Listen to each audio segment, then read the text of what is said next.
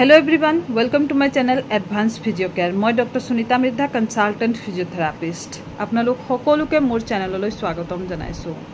আশা কৰিছো আপোনালোক সকলোৱে ভালে আছে বুলি। আজিৰ এই ভিডিঅ'টোত আমি জানিম যে আঁঠুৰ বিষ কিয় হয় আৰু ইয়াৰ পৰা কেনেকৈ বাচি থাকিব। আঁঠু বিষৰ কিছুমান এনেকুৱা ট্ৰিটমেন্ট, এনেকুৱা এক্সাৰসাইজেস যিবোৰ কৰিলে আপুনি নিশ্চয় আপোনাৰ আঁঠু বিষৰ পৰা আপুনি আৰাম পাব। তেনেহলে বেছি দেৰি নকৰি আহক ভিডিঅ'টো আৰম্ভ কৰো।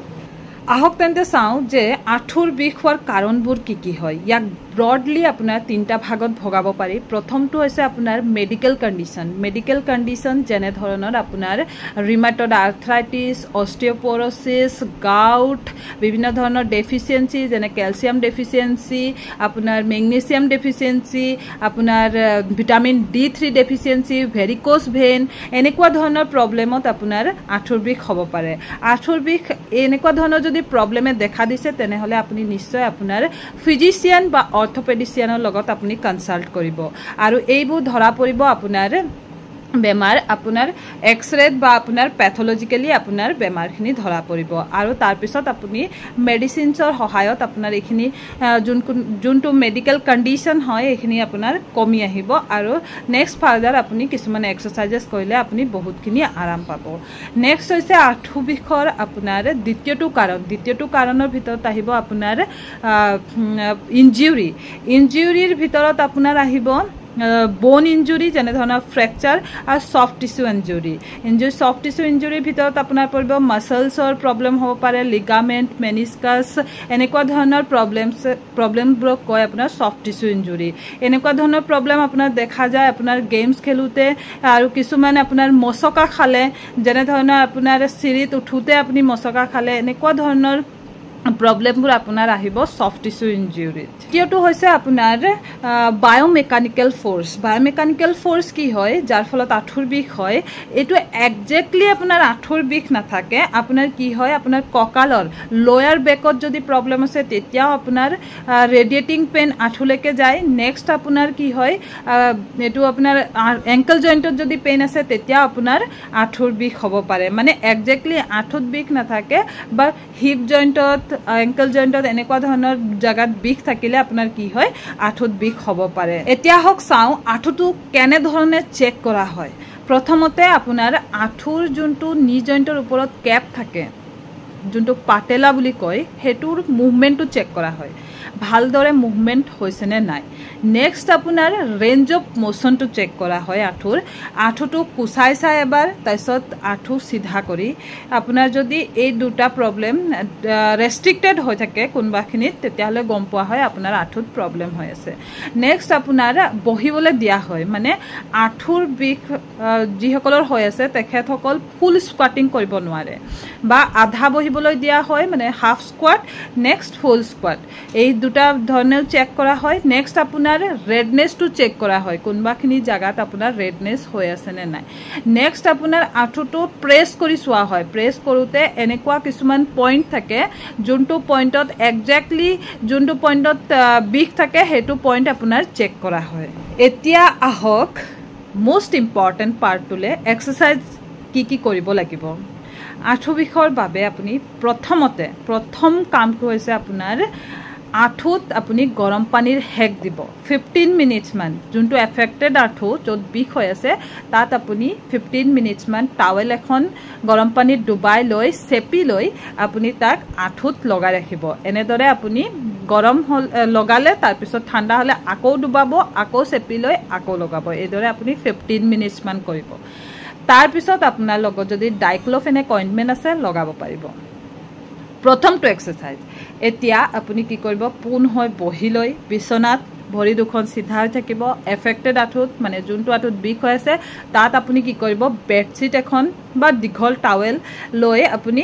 আঁঠুত এইদৰে দিব, মানে গুৰুহাত দি লৈ আপুনি টানিব। এংকল জইণ্টটো আপোনাৰ নিজৰ গাৰ ফালে টানিব। এইটো কাফ ষ্ট্ৰেচ বুলি কয়। আপুনি 10 ছেকেণ্ড হোল্ড কৰি ৰাখিব, তাৰপিছত লাহেকৈ এৰি দিব। এইটো হৈছে আপোনাৰ ফাৰ্ষ্ট এক্সাৰসাইজ। এইটো আপুনি আপোনাৰ ৰাতিপুৱা গধূলি 10 বাৰ ৰিপিটেশ্যন, 10 টাইম ৰিপিটেশ্যন, ৰাতিপুৱা আৰু গধূলি দুবাৰ কৰিব। এইটো হৈছে আপোনাৰ ফাৰ্ষ্ট এক্সাৰসাইজ। সেকেন্ড এক্সাৰসাইজৰ বাবে আপুনি পোন হৈ মূৰটো ওপৰলৈ দি আপুনি সিধাকে শুইছে হোৱাৰ পিছত আপোনাৰ যোনটো আঁঠুত বিষ হৈছে আঁঠুটো আপোনাৰ এংকল জইণ্টটো এক্সটাৰ্নালি ৰোটেট কৰিব অলপ তাৰ পিছত লাহেকে উঠাব আপোনাৰ এটো 30 to 40 ডিগ্ৰী আপুনি উঠাই ৰাখিব 5 সেকেন্ড মান হোল্ড কৰিব তাৰ পিছত লাহেকে নমাই দিব এইদৰে আপুনি প্ৰথমতে বহুত বেছি বিষ হৈ আছে যদি আপুনি 5 টাইমছ কৰিব লাহে লাহে ইয়াৰ কাউন্টিং বা ৰিপিটেশন ইয়াৰ বঢ়াই দিব পাৰিব এটো আপোনাৰ সেকেন্ড এক্সাৰসাইজ ৰাতিপুৱা আৰু গধূলি তৃতীয়টো এক্সাৰসাইজৰ বাবে আপুনি কি কৰিব সিধা কাটি হৈ হ'ব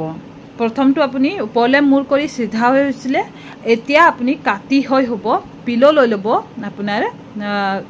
মূৰত পিলো লৈ আপুনি আৰামছে ৰিলেক্স হৈ হৈছে তাৰ পিছত আপোনাৰ আঁঠুটো সিধা থাকিব আপোনাৰ আৰামছে লাহে লাহে আপুনি এটো আপোনাৰ বেছি উঠাব নালাগে জাস্ট 30 to 45 ডিগ্ৰী মান উঠাইছে উঠাই লৈ আপোনাৰ 5 সেকেন্ড হোল্ড কৰিব তাৰপিছত লাহেকে আপোনাৰ নমাই দিব ৰিলেক্স হ'ব এটো আপোনাৰ 5 টাইমছ কৰিব লাহে লাহে ইয়াৰ ৰিপিটেশন বঢ়াব ৰাতিপুৱা গধূলি এটো হৈছে আপোনাৰ সেকেন্ড থাৰ্ড এক্সাৰসাইজ কিয়া হক যাও 4 নম্বৰ এক্সাৰসাইজটোলে 4 নম্বৰ এক্সাৰসাইজটোৰ বাবে আপুনি পোন হৈ হ'ব আপোনাৰ বেডশিট বা টাৱেল এখন দীঘল আপুনি কি কৰিব ফোল্ড কৰি লব ফোল্ড কৰি আপুনি আঁঠুৰ তলত ভৰাই দিব যোনটো আঁঠুত বিষ হৈ আছে এতিয়া আপুনি নৰমালি উখানিখা চলি থাকিব এতিয়া আঁঠুৰে টাৱেলটো প্ৰেছ কৰিব যোনটো আঁঠুত বিষ হৈ আছে হেতু আঁঠুত দিব টাৱেল বা বেডশিট দি লৈ আপুনি আঁঠুটোৰে টাৱেলটো প্ৰেছ কৰিব প্ৰেছ কৰোতে আপোনাৰ এংকল জইণ্টটো অলপ ডৰ্সিফ্লেক্স হ'ব এইদৰে ঠিক আছে এইদৰে আপুনি 10 সেকেন্ড হোল্ড কৰিব তাৰপিছত লাহেকে আপুনি ৰিলেক্স কৰিব মানে এৰি দিব এংকল জইণ্টটো যোনটো উঠাই থৈছিলে এটো এৰি দিব প্ৰেছাৰ দিয়া বন্ধ কৰিব নৰমালি উখানিখা চলি থাকিব এইদৰে আপোনাৰ 10 সেকেন্ড হোল্ড 10 টাইমছ ৰাতিপুৱা আৰু গধূলি এটো হৈছে আপোনাৰ 4 নম্বৰ এক্সাৰসাইজ এতিয়া হক যাও 5 নম্বৰ এক্সাৰসাইজটোলে 5 নম্বৰ এক্সাৰসাইজটোৰ বাবে আপুনি পোন হৈ হ'ব পলে মূৰ কৰি আঁঠু দুটা ভাঁজ কৰি আপুনি যোনটো আঁঠু বিষ হৈ আছে হেতু আঁঠু আপুনি ওপৰলৈ উঠাব ওপৰলে 30 to 45 ডিগ্ৰী মান আপুনি উঠাইছে উঠাৰ পিছত 5 সেকেন্ড হোল্ড কৰিব তাৰপিছত লাহেকে নমাই দিব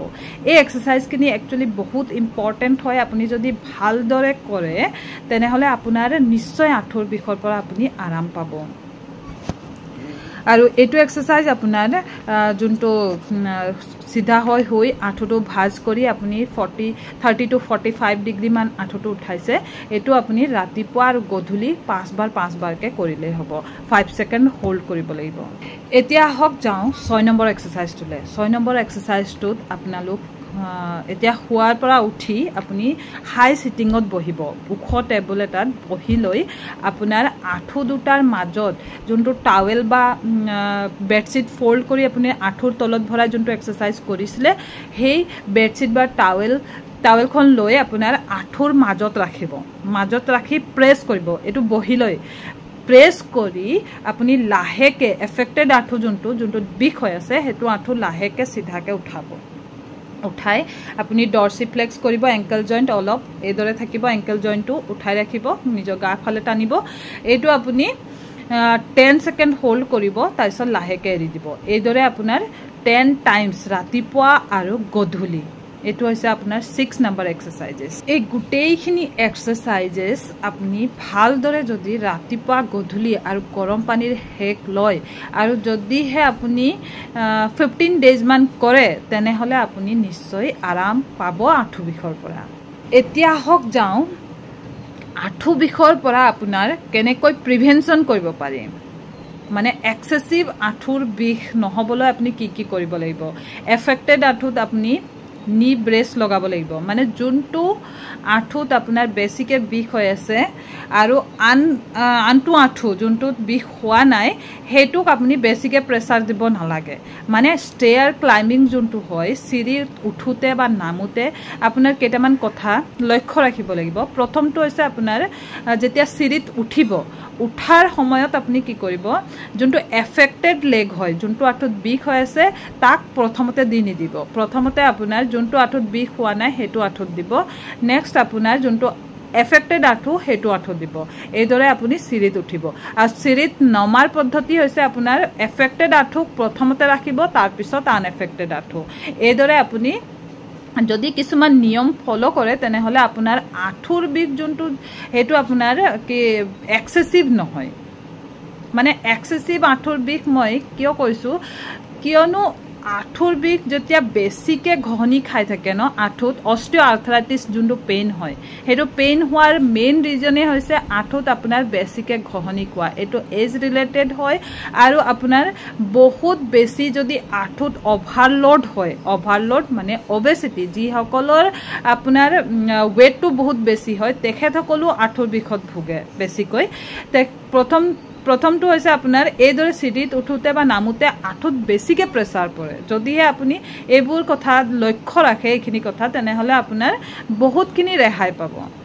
নেক্সট হৈছে আপোনাৰ নি ব্ৰেষ্ট পিন্ধিব দুটা আঁঠুতে পিন্ধিব এফেক্টেড আঁঠু যদি দুটা হয় মানে দুটাতে বিষ আছে তেনেহলে দুটাতে পিন্ধিব নেক্সট আপোনাৰ মাসল ইমবেলেন্স মানে আপুনি ষ্ট্ৰেচিং আৰু ষ্ট্ৰেন্থেনিং এক্সাৰসাইজখিনি আপুনি নৰ্মালিও আপুনি কৰি থাকিব পাৰে এইখিনি আপুনি কৰি থাকিলে আপোনাৰ লিগামেন্ট আপোনাৰ মাসলস এই গুটেইখিনি আপোনাৰ ভাল হৈ থাকিব এই গুটেইখিনি আপোনাৰ প্ৰিভেনশন মানে নি জইন্টৰ পেইনৰ বাবে আপোনাৰ নি জইন্টত পেইন নহবলে আপুনি কি কৰিব লাগিব প্ৰথমটো আপোনাৰ ৰেঞ্জ অফ মোশনটো আপুনি চেক কৰি থাকিব ঠিকে আছে নে নাই নেক্সট আপোনাৰ মাসল ইমবেলেন্স যদি হৈছে এইখিনি আপুনি এক্সাৰসাইজৰ দ্বাৰা আপুনি ঠিক কৰিব পাৰিব নেক্সট আপোনাৰ নি ব্ৰেষ্ট পিন্ধিব আৰু ষ্টেয়াৰ ক্লাইম্বিং এতিয়া যোনটো মই কৈছো সেইখিনি আপুনি লক্ষ্য ৰাখিব সদায় এই গুটেইখিনি যদি কৰে তেনেহলেও আপোনাৰ আঁঠুৰ এক্সেসিভ আঁঠু বিষৰ পৰা আপুনি বাচি থাকিব আহক তেন্তে ভিডিওটো কনক্লুড কৰো প্ৰথমতে আমি জানিলো যে নি পেইন হোৱাৰ কাৰণবোৰ কি হয় ইয়াক কেনেকৈ চেক কৰিব পাৰি নেক্সট আপোনাৰ কিছুমান এক্সাৰসাইজেস আৰু প্ৰিভেনশনৰ বিষয়ে আমি ডিসকাস কৰিলো আপুনি হঠাতে বহু সময় বহা এইখিনি আপুনি এভয়েড কৰিব লাগিব